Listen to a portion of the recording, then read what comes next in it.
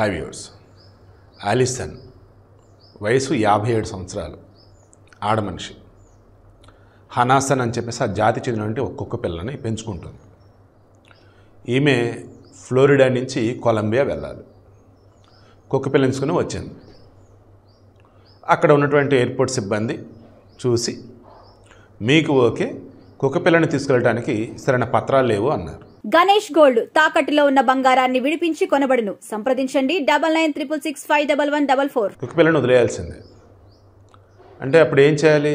Airport వదిలేయాలా, airport బయట వదిలేయాలా, లేదన్నప్పుడు అక్కడ పెట్ animal సంబంధించిన సంరక్షణ కేంద్రం ఉంటే అక్కడ వదిలేయాలా? ఇంకా తన ఆలోచన ఒకటే వచ్చింది. నేను గతంలో ఇదే విషయం చెప్పా. పెంపుడు జంతువులకు సంబంధించి కొంతమంది వాళ్ళు ఎలా తయారవుతున్నారంటే, మనుషులంటేనే మాకు నచ్చదు, పెంపుడు జంతువులే మా ప్రాణం అన్నట్టు ఉన్నటువంటి వాళ్ళు ఒకనొక సమయంలో అందరిని అన్నట్లు కొందరిని మాత్రమే వాళ్ళకి తెలియకుండా ఒక రకమైన సైకోలుగా మారిపోతున్నారు. మనుషులను చూస్తేనే అసలు విరక్త కలిగేటట్టు, కుక్కలను తప్పకి వేరే వాళ్ళు వద్దన్నట్టు. అది కూడా మళ్ళీ ఓన్లీ వాళ్ళ కుక్కలే, మళ్ళీ వేరే కుక్కలు దరిదాపు కూడా రానివ్వరు అసలు. అదేం ప్రేమో అర్థం కాదు. అయితే చంపడానికి కూడా వెనకాడతలే. మేము చచ్చిపోతున్నాం, ఇప్పుడు ఆ కుక్క అనాథ అయ్యిద్ది అని చెప్పేసి కుక్కలను చంపి వీళ్ళు చనిపోయిన వాళ్ళు కూడా ఉన్నారు, ఆత్మహత్య చేసుకున్న వాళ్ళు కూడా ఉన్నారు ఫారిన్లో. నేను అందుకే ఏమంటానంటే, దయచేసి అసలు మీరు ఏం చేస్తున్నారేంటో చూసుకోండి. ఎక్కడ కూడా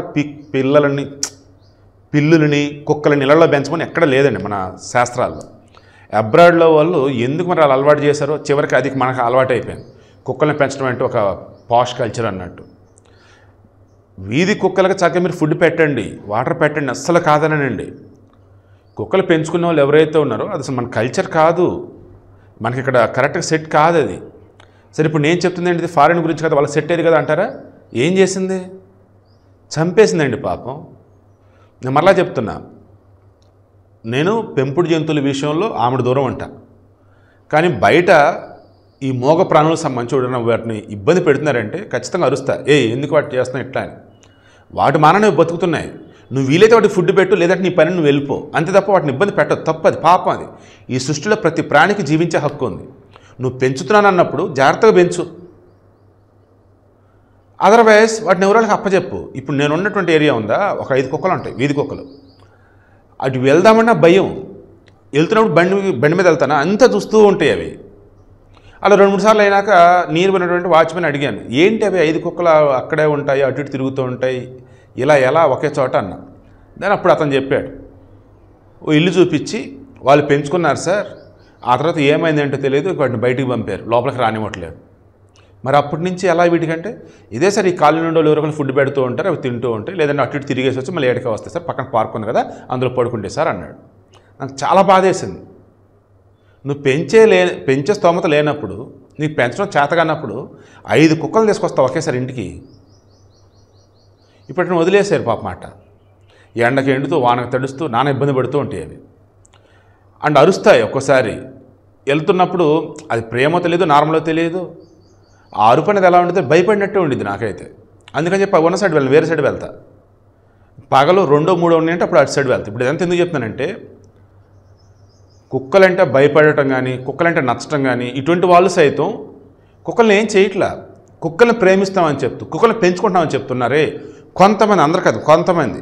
మరలా కుక్కల ప్రేమికులకు వచ్చి నానా రకాల కామెంట్లు పెట్టకండి. సో నేను కొంతమంది గురించి మాట్లాడుతున్నా. అసలు ఈమె చేసిన చూసి నాకు నిజంగా అసలు దీన్ని చంపేద్దాం అనిపిస్తుంది నిజంగా. కుక్కలు వచ్చి మనుషులు కరుస్తున్నాయి అన్నప్పుడు, కుక్కల నుంచి మనుషులు రక్షణ లేదు అన్నప్పుడు నేను చాలా వీడియోలు చేశా. ప్రభుత్వం దాన్ని వాటిని తీసుకెళ్ళడానికి వదిలిపెట్టరండి, లేదన్నప్పుడు వాటిని మీరే పెంచుకుంటారు, రకరకాల మాట్లాడా. బట్ ఇప్పుడేంటి, నేను మనిషినే కదా, సాటి ప్రాణిని అన్యాయంగా అకారణంగా చంపేసిందండి పాపం. సో ఎయిర్పోర్ట్లో ఫ్లైట్ ఎక్కాలి కదా, చెక్ చేసేటప్పుడు ఫ్లోరిడా వాళ్ళు పత్రాలు లేవన్నారు కదా. దాన్ని నా కుక్కను తీసుకొని వాష్రూమ్కి వెళ్ళిపోయాను. వాష్రూమ్కి వెళ్ళిపోయి తలుచుకుంటే నిద్ర ఉందండి నాకైతే పాపం. పసిపిల్లలు, మూగజీవాలు 2 ఒకటేనండి పాపం. నోరు ఉండదండి వాళ్ళకి. ఎందుకండి అన్యాయంగా వాష్రూమ్ పట్టుకెళ్ళిందా, దాన్ని నీళ్ళల్లో ముంచి కుక్క పిల్లని చంపేసింది. చంపేసి ఆ పక్కనే ఉన్నటువంటి దాని డస్ట్బిన్ అందులో వేసేసి వచ్చేసింది, పత్రాలు చూపించింది, వెళ్ళిపోయింది. మరి వాళ్ళని అడగాలి కదా, ఏమైంది కుక్కపిల్లని ఏం చేసేవింది అని అడగల. కొలంబియా వెళ్ళిపోయింది. దెన్ వాష్రూమ్ హౌస్ కీపింగ్ సిబ్బంది ఉంటారు కదా, వాళ్ళు క్లీన్ చేస్తానికి వెళ్ళినారు. దెన్ అందులో ఉన్న మెటీరియల్ వచ్చేసి డస్ట్బిన్లోంచి తీసి వేసుకుంటారు కదా పక్కన లారీలోకి ఎక్కటానికి. అలా చూస్తే కుక్కపిల్ల ఉంది. ఫ్యూజులు ఎగిరిపోయిన అసలు వాళ్ళకి. ఎవరు కుక్కపిల్లని చంపేశారండి. ఎలా దొరికిందో చెప్పండి. ఈమె ఆ కుక్కపిల్లగా మెడలో ట్యాగ్ ఉంది. ఆ ట్యాగ్ మీద ఫోన్ నెంబరు, పేరు, అడ్రస్ అన్నీ ఉన్నాయి. అంటే ఆ కంగారులో అర్జెంట్ కొలంబియా వెళ్ళాలి. కొలంబియాలో పీకుతుందా అంటే అక్కడ చేస్తుంది ఏమి లేదు, నార్మల్గానే ఉంది. కరెక్ట్గానే మాట్లాడా.